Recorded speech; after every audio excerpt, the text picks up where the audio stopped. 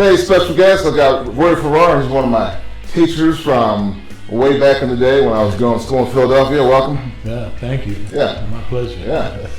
It's absolutely good to be here with you and all this wonderful, technology.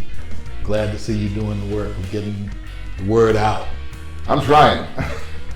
Yeah. So I've done some previous segments, and you're a former educator and you're retired, so I can do this non-anonymously.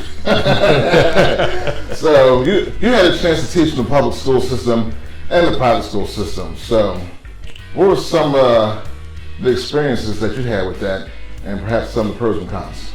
Well, with it being a 40-year career, time and the passage of time has made as much a difference in the settings that I've experienced. But starting out at Germantown Friends in '75, it was a time when you could actually have relationships with students, get to know them, cry with them, and especially in that setting where, I was a young black man coming straight out of college, and there was a thirst for someone who would be an advocate for diversity, I would imagine, for students of color.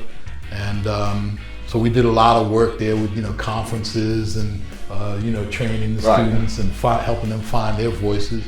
And then as the years went on, and I changed over to did some charter school stuff and did Cheltenham public school. It seemed more and more there was, I guess, less opportunity to instigate change.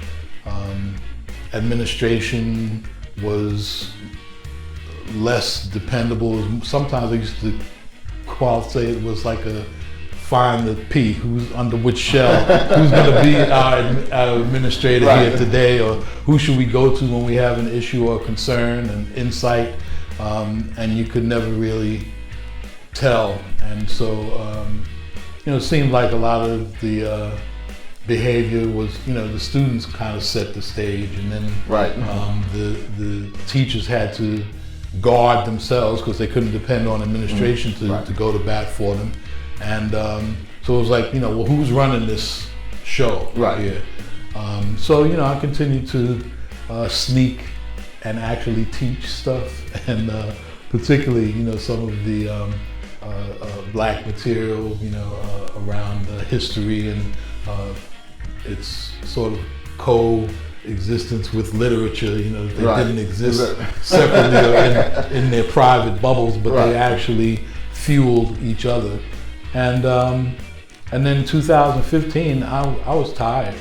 I wasn't enjoying it anymore because you couldn't really sit down with the students without somebody crying litigation. If you pat them on the back, like, oh, you might go to court for inappropriate physical contact. I said, come on, not for this, time to go. What they needed was a hug, because nobody was hugging them at home or telling them anything, in the way of building self-esteem. It was just too busy, or too many jobs, or too many kids, or too little time.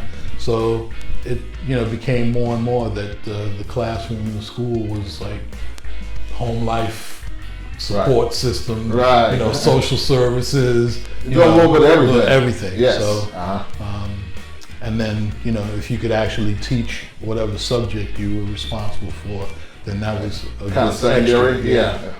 With all of the protocols and measuring tools and teaching to the test. That made it just. It was too much to navigate and still enjoy. That's it. So, yeah, one day I'll write the book. Okay, all right. Compare those three systems. Well, this is the prelude right there. Yeah.